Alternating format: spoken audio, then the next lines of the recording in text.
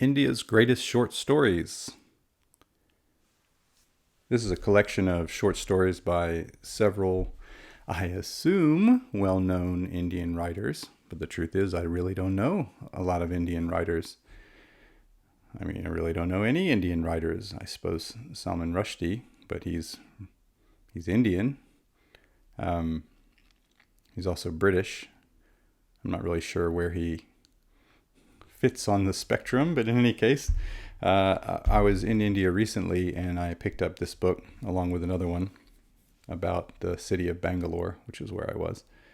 And so while I was there, I had a reasonable amount of free time, and rather than seeing the sights and exploring India and doing all the things that people are probably supposed to do while they're there, well, I did some of that, but I also spent some time sitting around and in the shade and reading some short stories. So let's have a look at the writers who are collected in this book.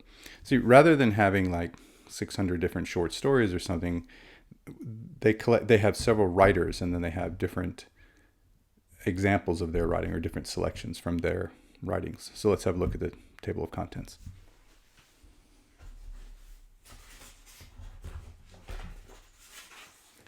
So I'm not going to do anyone the disservice of trying to of pronouncing the names, because I don't know how they're pronounced, but I'll just show you.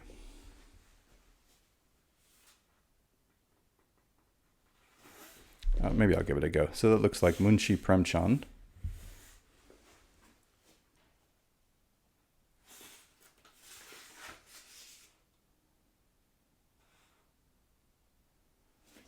So those are some of the writers, and then they sort of end it with stories from the Ramayana.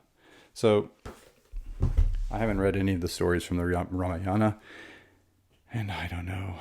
That kind of doesn't interest me, although the woman I was with when I bought the book, she said, oh, you might find them more interesting than you think. But I was sort of more interested in more modern kinds of short stories. A lot of these, actually, when I say more modern, these are still from the 1800s, and some from later than that, but they're not 100% modern, but they're more modern than the Ramayana. Anyway, I've read some of the ones that are not from the Ramayana.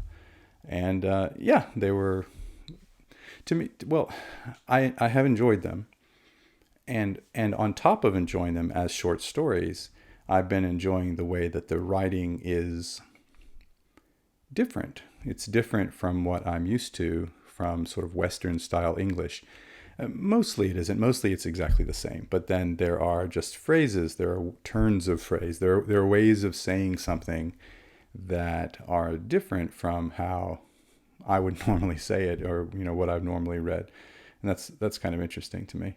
So I don't have any examples off the top of my head, but anyone who's had a lot of experience with people from India speaking English, that they speak English, but they might say things a little bit differently from how we in the West would say them. So I'll just flip through the book here. There's not much to see because there are really no illustrations or anything.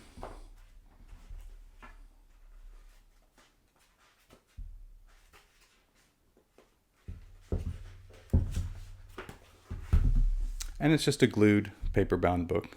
In any case, it's on my shelf, and I've enjoyed it. So, India's Greatest Short. Well, maybe we should say who collected the short stories.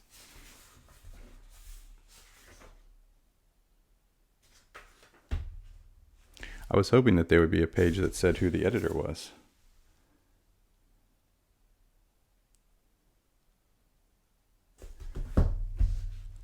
Not so lucky. India's Greatest Short Stories.